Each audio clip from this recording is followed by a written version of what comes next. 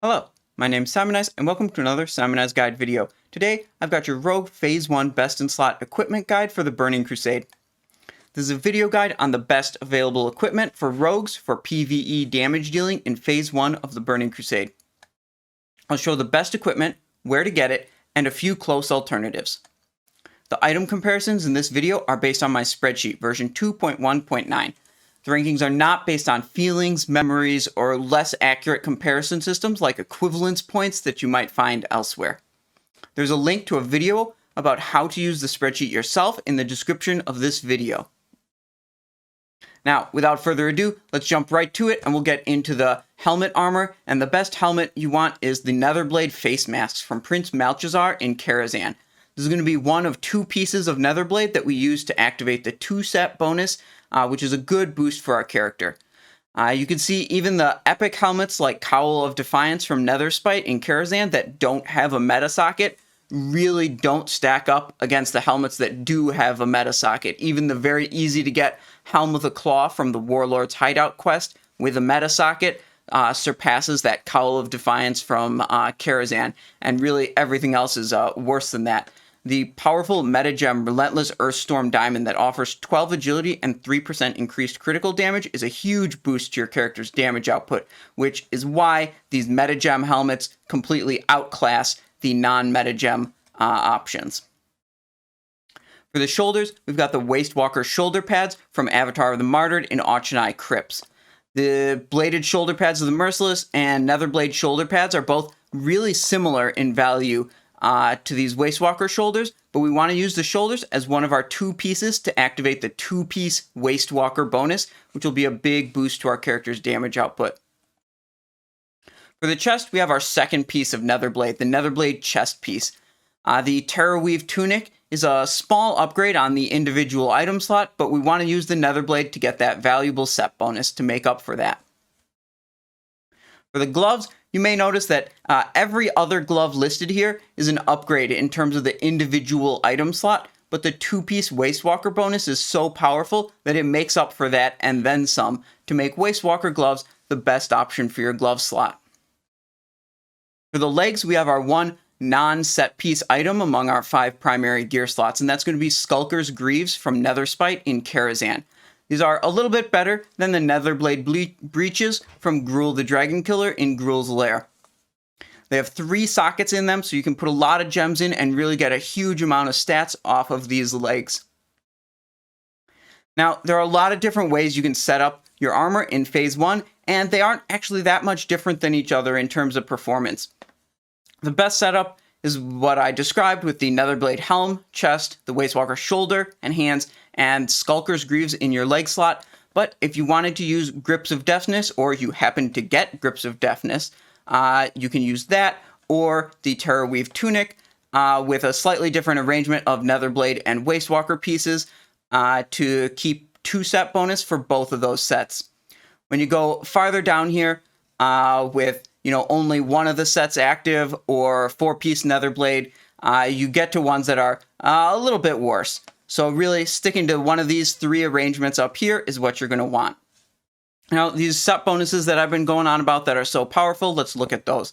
The Netherblade 2-set increases the duration of your Slice and Dice ability by 3 seconds. And this is applied before the percentage increase from the improved Slice and Dice talent. So if you have that talent, it's going to be an even bigger increase to the duration of every cast of Slice and Dice.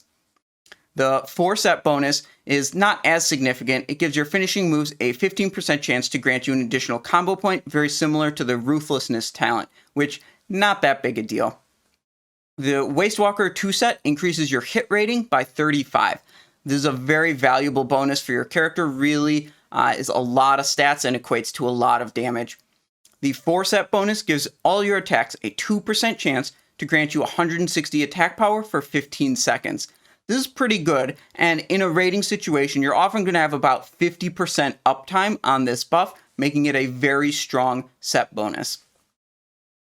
Now, for the offset items, we have we're going to start with neck, and we're going to see Choker of Vile Intent and Braided Eternium Chain. Now, the Braided Eternium Chain is a really nice item that lets you provide a buff to your party. It has a 1-hour cooldown and a 30-minute duration When you equip this necklace and provide this buff, the performance for yourself is very similar to Choker of Vile Intent, not noticeably different.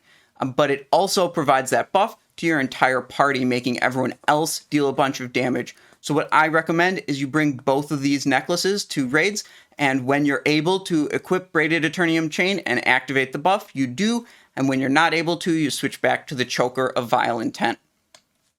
Now, for the cloak, we've got the Drape of the Dark Reavers from Shade of Iran in Karazhan. This item name is in blue because it's going to be your best in slot cloak for the next phase as well. You won't replace this until Black Temple. It is a very good cloak that offers you a good amount of hit rating, agility, and attack power, all stats that a rogue really wants.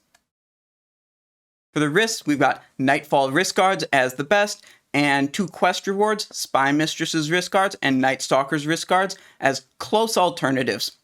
These alternatives, Spy Mistress, offer quite a bit of hit rating, so in some particular gear setups where you're lacking on hit rating, you may want to keep Spy Mistress's wrist guards around because you might want to swap them in favor of Nightfall if you can't make up the hit rating somewhere else. For the belt, we've got the Girdle of the Death Dealer, which is a really great belt from Aenis in the Black Morass Heroic. It's a very strong belt and is much better than the Girdle of Treachery from the chess event in Karazhan, which seems to be a popular one. People seem to like that, but you really got to go for the Girdle of the Death Dealer. For your boots, you've got Edgewalker long boots from Moros in Karazhan, and you've got Fell Leather boots as the next best alternative. Fell Leather boots are a BOE crafted item. You can just buy them, get them very reliably. Everything else is really worse than them, and since they're so easy to get, I'm not going to bother listing off all these things that are worse. But the Edgewalker long boots are really exceptional, and you see that blue item name means they're best in slot for the next phase as well. You won't be replacing these until Black Temple. For your rings, you've got Ring of Reciprocity as the best, Ring of 1,000 Marks, very slightly worse than that, Garona's Signet Ring, very slightly worse than that. If you can't access the world boss loot like Ring of Reciprocity, then you're looking at 1,000 Marks and Garona's Signet Ring as your best available rings. For the range slot, you've got Sun Fury Bow of the Phoenix as technically best, but a lot of very close options. Barrel Blade Long Rifle and the Veteran's Musket or Marksman Bow reputation rewards are good alternatives, and you might struggle to find a Sun Fury Bow of the Phoenix as this is a much more important upgrade for hunters, so it's good to pass it to them, and maybe you'll get a Sun Fury Bow eventually when all the hunters have one already. It's fine to stick with your Veteran's Musket or Marksman's Bow for quite a while. For the trinkets, Dragonspine Trophy is absolutely the best. You can use Mark of the Champion in a lot of Karazhan when you're facing undead or demon enemies. It's a good buff. The Bloodlust Brooch is going to be your second best trinket. You know, your really ideal setup is Dragonspine plus Bloodlust.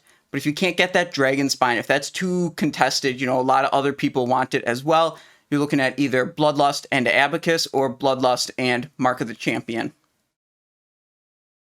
Now, for main hand weapons, we have Dragon Maw on the top of the list. This is a buy non-pickup crafted item by Master Hammersmith Blacksmiths. You have to be a blacksmith to both make and use this weapon. You can't drop blacksmithing after crafting it. You won't be able to use the item anymore. Now, the main draw of Dragon Maw is that it's reliable to get. It may be expensive to level blacksmithing, but there's no randomness in it. There's no time gating. If you put the effort in and you buy the materials, you can get this weapon that is very strong. And the next up on the list is reliable to get, but it's time gated. The Gladiator's Slicer comes from Arena Season 1, and you'll need 2,625 Arena points to get it, which can take weeks. There's no way to accelerate that farm other than getting higher rating, but even at high ratings, it'll still take weeks. You do need to get at least 1,850 Arena rating to be able to access the Gladiator's Slicer. So for some players who can't achieve that Arena rating, this is not an option for them.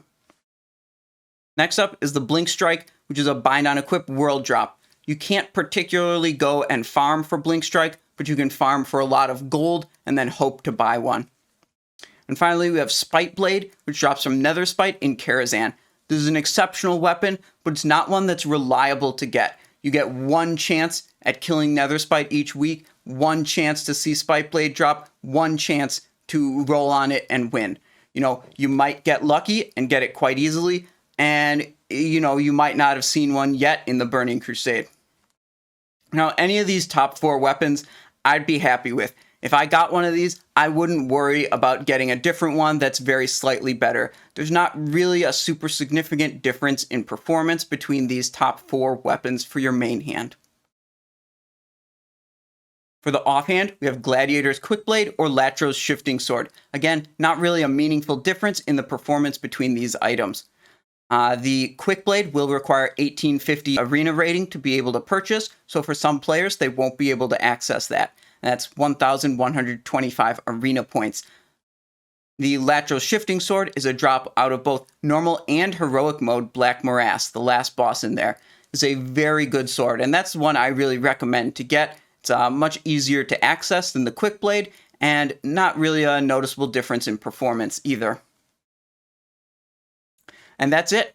Remember to have fun with your friends. This is a team-based video game after all. It's about having fun. And I can already hear you furiously typing a comment like, Simon, why wasn't this item mentioned? One time I used it and I dealt a lot of damage. I even topped the meter. And if that is the format of your comment, I say there are a lot of things that go into whether you deal damage, whether you top the meter, and just because you did top the meter does not mean every decision you've made is correct. I assure you that these are the best items available in Phase 1 of the Burning Crusade for your rogue. Thanks for watching the Simonize Show. If you haven't already, be sure to hit that subscribe button. Can't wait for more sweet videos? Links are on screen that you can watch right now. Be sure to join the Discord server and pop by on Twitch to catch me live. Links to both are in the video description. Thank you for watching and have a great day.